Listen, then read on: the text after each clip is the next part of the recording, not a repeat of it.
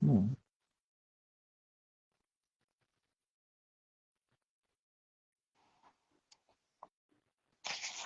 Hello. Hey man. Okay, can you hear me now? So, Oh, oh hi, can you hear me? Oh, okay. Oh, um, yeah, you see, I can hear you, but you can't hear me. Okay, okay. hello. Hello, can you hear me? Yeah, I can hear you now, bro. Okay, great, I can. great, great, great. Okay, okay, let's rock and roll. So you the West Indies beating the Indians 3-2. I know India didn't play the best team, but I mean, it was admirable that India were 2-0 down and they managed to tie it at 2-all. But I think India made a bit of a boo-boo by batting first. But I think Hardik Pandya did say that he wanted to challenge his side because they will be. So I think that, fine, I guess they beat him. So I think India still gained more than even though they've lost the series. I don't know what are your thoughts on all this stuff. Yeah, I mean, it was quite a morale boosting win for the Windies. I mean, Hmm. given the state of Windies cricket at the moment, missing out Yeah. on the World Cup, uh, losing the Test series as well. I thought Hmm. they were thoroughly ODI outplayed series, in the yeah. Test series. Yeah. The ODI. So it's been a tough time for Windies cricket. Hey, I think missing out on the World Cup. I mean, that is something that yeah they wanna put behind them, and start it fresh because I mean it's very painful for cricket fans in the Caribbean that they're not going to see this team at the World Cup this year. So in terms of that, I think it was a boosting win, morale Hmm. boosting win Hmm. for the Windies and much needed. As you said, India didn't play their best side, but I mean, I guess it's you've still got to beat the team that you put up against. The Hmm. Windies don't have control over that, so I mean, whatever side that Yeah. they have to face, Hmm. they just got to go on with it, and I think they did a fine job in that. Uh, I think Puran was for me the man of the series. I think he was Yeah. fantastic. There were some great innings Yeah. from him. I Yeah. think we saw the best of him in that Hmm. series. But yeah, I mean, a competitive series, Hmm. and it's something. It's the kind of lift that the Windies needed at this time. I don't think anything can obviously take away what happened in the qualifiers. They're missing out on the World Cup, but it's something in the right direction. Yeah. I mean, like, you know what they say, once you've gone through the depth of despair, you can only go up. So they've probably experienced the worst. So they can only do better come the home World Cup, which I can't expect happening because they're going to play the World Cup at home and they're kind of used to the pitches. So that'll be fun. They're playing the USA and the pitches there are quite flat. They're kind of Asian, so I would expect the Asian teams to have fun on them. And then yeah, I know England won the last T20 World Cup that was actually in the West Indies, if I can remember. I don't know if I'm correct. That You was are in correct. You 2000. are correct. Yeah, I think that was in 2010. Uh, Oh, yeah, I mean, I think the big thing for the Windies now is to build for 2024, the 2024 World Cup. That's their main target at the moment. I mean, just forget about the 50 over stuff for now. yeah. Just try and build a competitive side that can compete at that World Cup because I mean, as you said, it's going to be happening in their backyard and not too far away from there as well because there's a few games in Florida as well. So I mean, Florida is not too far away from the Caribbean as well. So it is going to be a home tournament for them, and obviously they want to put up a show as well. And on the pitch, it's going to be very important for them. So that is their main target at the moment. Okay, so let's get to the blockbuster series. South Africa and Australia. They'll be playing T20s and 50 overs first group T20. I know they're playing, how many T20 are they playing? Oh, 20, that will be in Durban, and then the rest of the ODI will be in Bloemfontein, but we'll get to the ODI at another time if you want to do them both together, but that's also the T20s. I'm predicting maybe Roddick. South Africa 2-1. That's it. Off the cuff. I would take that. I would take that. Rumor has it Australia is not coming with their best team. There's Of quite a course, yeah. few high-profile names that are missing there. But at the end of the day, I think SA haven't won a T20 series at home in a long time, and this is actually a good opportunity for them to actually win one. They are playing on on the East Coast in Durban. Well, Kingsmead is 100 years old this year, so it's a centenary year for Kingsmead.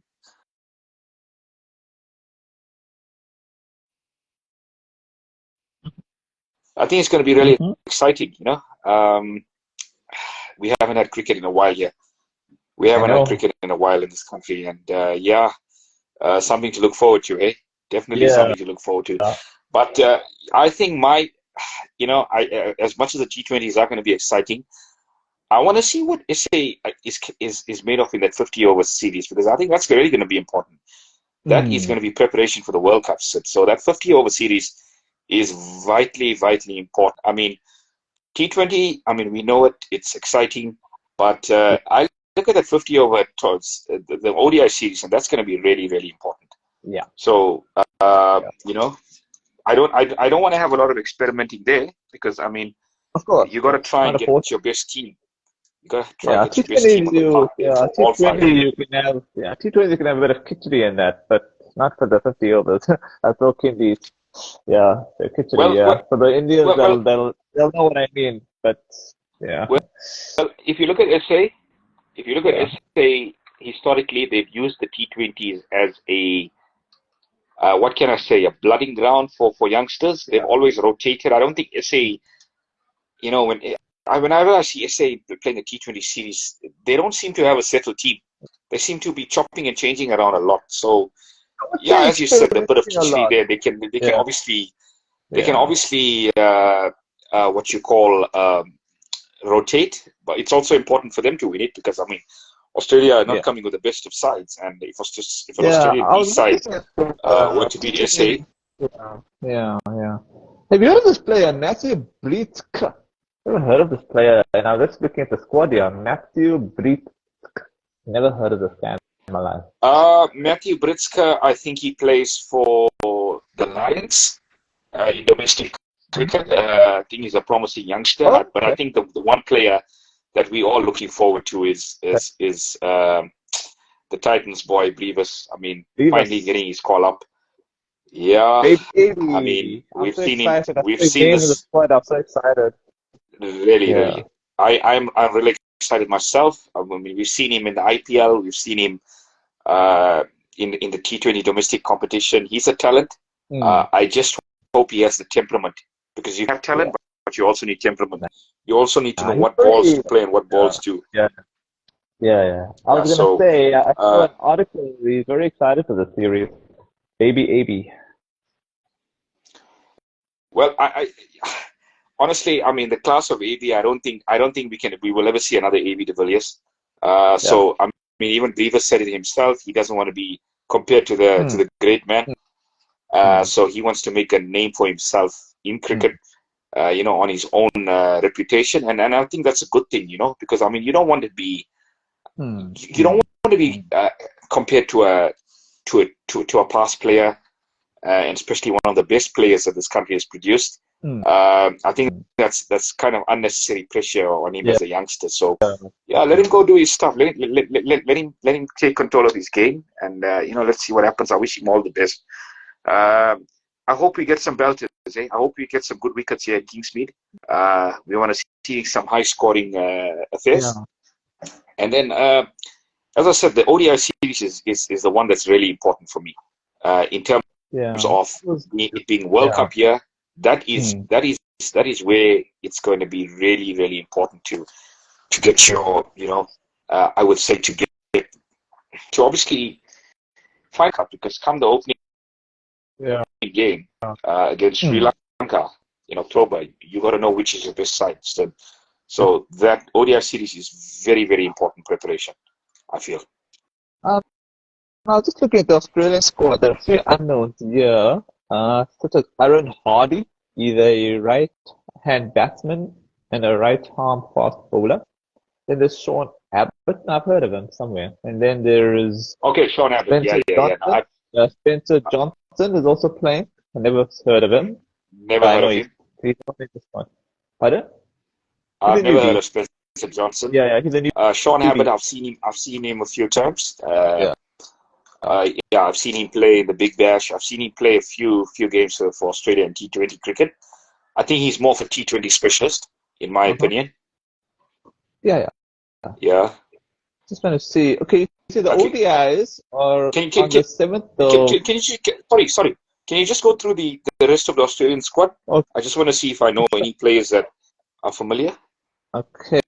There's Tim David, there's Travis Head, there's Josh Inglis, Matthew Shaw, Stephen Smith, Mitchell Marsh, Sean Abbott, Aaron Hardy, Maxwell, Stoinis, Berendorf, Ellis, Johnson, and Adam Zappa. I would say 80% of the squad I know. Only 3 players are like, but that's expected for a T20. I mean, I'm not gonna crucify Australia for that. We have our own stories for T20. So no Maxwell. Is there no Maxwell? Yes, there is. I said Maxwell. Okay. Okay. So I think there's a few players that SA really need to be wary of here in this Australian squad. I think one is Stoinis, because I mean Stoinis can hit a long ball. Yeah. And Maxwell as well. I mean, we know the ball striking of Maxwell. So I mean, as much as you don't have those big name players, I mean the usual players like your Warners and your Cummins, Hazelwood. This is still a pretty decent side. It's still a pretty decent team on paper, and I don't think the SA I don't think SA should take this team lightly. I mean, I would never ever take an Australian side lightly in any format. I would never take an Australian side lightly. That's a funny story, man. That's a funny story. Australia, South Africa thing, Australia. I remember for the 50 overs, Australia didn't bring their best team, and we didn't take them lightly. Instead, we thrashed them 5-0. Although Australia competed 2 ODIs. I can remember. I think the first 3 we walloped them, and then the last 2 they really competed quite well. So, but I'm lying. The 3rd ODI they competed really well in Durban. I think Australia was sledging quite a bit there, but that's another story on its own. I think they were just desperate. But you can only sledge if you have a decent bowling attack, and the bowling attack was really absolutely. But I do recall that series. I mean, they did come with quite a second string bowling attack there, but the batting was quite fine in that series. There was some big scores, but their bowling obviously let them down. But being a South African, I wouldn't take an Australian team lightly, because I mean we know how much fight they show on the pitch. So SA in their best interest, I feel. And I do know they're going to experiment, Sid. I do know they're going to experiment in that T20 series, but I don't want them to experiment too much. I still want them to play probably their best team, and hopefully they come out on top, because I think this is a good opportunity. But yeah, I think players like Maxwell, Travis Head, Marcus Stoinis, those guys can take a game away from you. Those guys can really take a game away from you, and you've got to be very wary of them. If I look at the bowling attack doesn't look that strong, eh?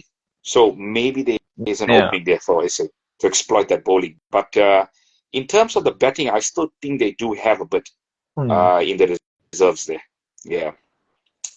You want to do a quick preview on the ODI series, or you want to postpone it? That's only on the 7th of September. I think we'll just leave that for another week or so. Let's just get this T20 stuff out of the system. I think everybody's excited about these 3 T20s, especially it being hosted here in Durban, in the East Coast, not far from us. So yeah, that's going to be exciting. But to me, the real business is the ODI series, because that's preparation for the World Cup. Yeah.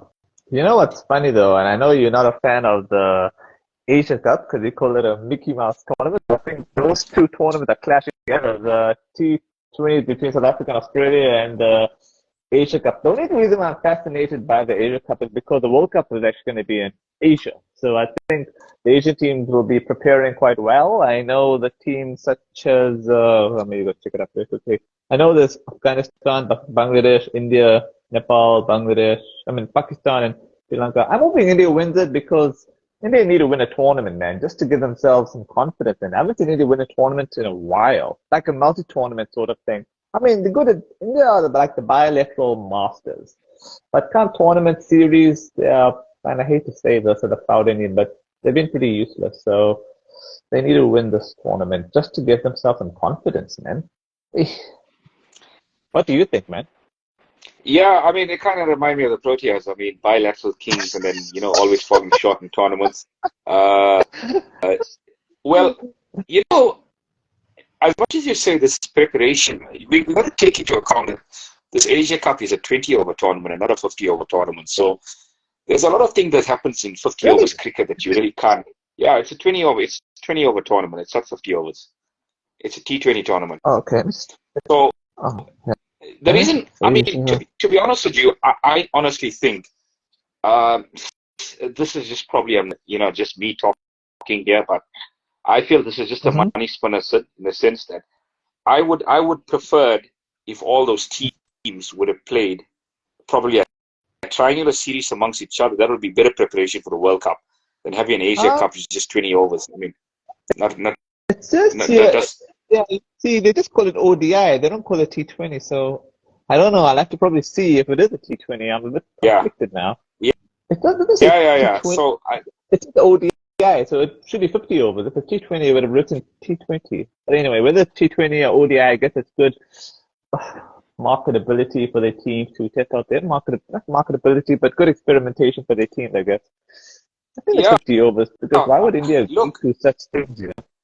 It's very strange. look. The reason why I actually don't want to take it too seriously is because this Uh-huh. is a World Cup year, and 50-over cricket is obviously taking center stage. I would Yeah. prefer them to have played a bit of 50-over cricket, and that would have Yeah, I been like think this is 50 perfect overs. I'll tell preparation, you why. especially in home I'll tell you why I'm saying conditions. this. Yeah, I'm feeling this is 50 overs. I'll tell you why. Because they're calling this day night. And if it's T20, you don't really need to call it day night. Because T20 takes like 2 hours, 3 hours. So you see what I'm saying?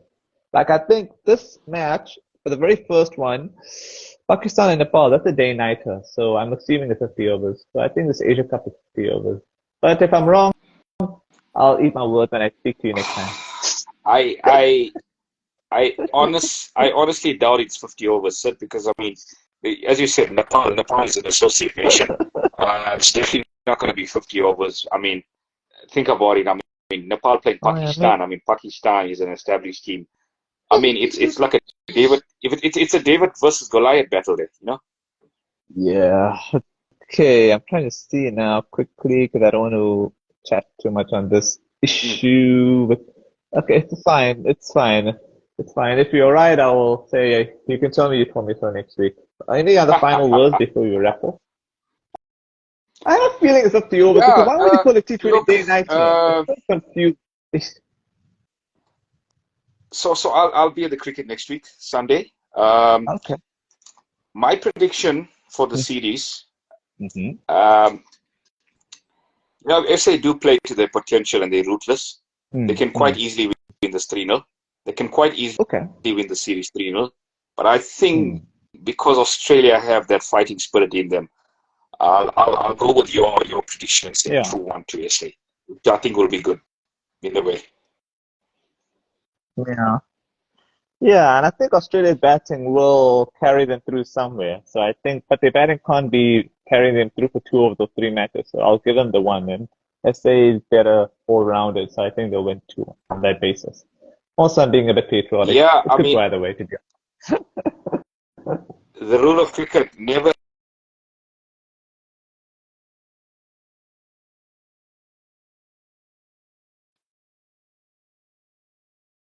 cost. I remember the series that happened a long time ago. Australia toured India, and I don't think they had the best bowling attack, and yet they still ended up winning that series. I think Ricky Ponting was the captain, and I think even when they're down to India, so just saying, you have a point with Australia. I mean, I wouldn't. I mean, I wouldn't. That is one team in the world that you got to be wary of. In tournaments, bilaterals, I mean, they're always going to try and give up their best. They're going to try and give their best, give their all on the field. Yeah, I think it's the best interest of SA to play their best team. Yeah. And as I said, if they can't win this, but I think 2-1 is to win the series. Sure, that's going to be some more alarm bells ringing, eh? Yeah, I think if it's being realistic, they better. I think that you can see them definitely getting the T20 series, so they should at least try and aim to win at least one of these series, which I think T20 seems more realistic than the 50 overs. So I shouldn't say that's shame.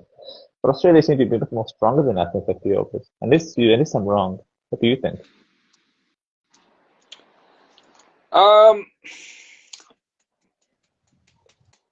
Look, I think SA can perform well in that 50 over series, no doubt about it. Because I mean, if they're going to play on the high veld, you're going to get some good wickets. And if Australia are going to be resting players, for the ODI series, there's no reason why SA can't win that ODI series. I don't think ODI cricket is Australia's strongest format at the moment, eh? Even when I look at some like favourites to win the World Cup, I wouldn't put Australia right up there. I think you know who my favourite would be. The defending champions, England. I mean, the way they play the game, it's bad. And then obviously India as hosts are going to be difficult to overcome. Definitely. So if I had to pick favourites, even Pakistan. I mean, Pakistan estimate them in those conditions. Come on top. The tournament team, Pakistan. The tournament team, yeah. And especially with this new brand of Pakistan's version of baseball, they call it Pakball or the Pakistani way. I kind of like it. So it should be fun to watch. I know, but Australia beat India in the last 50 over series, so never underestimate Australia, even for a 50 over World Cup. So I will not write them off. They'll always be contenders. Oh, absolutely. Absolutely. I wouldn't write them off. I would not write Australia off, but I wouldn't put them right up there as favourites to win it. I think it's probably between India and England. One of the contenders, but it's for me, it's probably between India and England at the moment. And if you had to throw in dark horses, you'd probably put SA there as a dark horse. You'd probably put SA there as a dark horse, and probably New Zealand. I think everybody else. Yeah. Yeah, New Zealand are another tournament team. They're more like the bridesmaids or the unlucky brides or whatever you call them. They just like that. But I like to give them a different kind of explanation. I think they kind of feel like a well-oiled machine in tournaments. They're kind of well-oiled. They know exactly what to do. They do the basics well, and to me, they're dark horses. I think you can. But I know the World Cup is coming in a couple of months' time. So we'll take catch on that. So I shall check you whenever then. Yeah. So see you next week and enjoy the rest of your weekend, sir. Sure, man.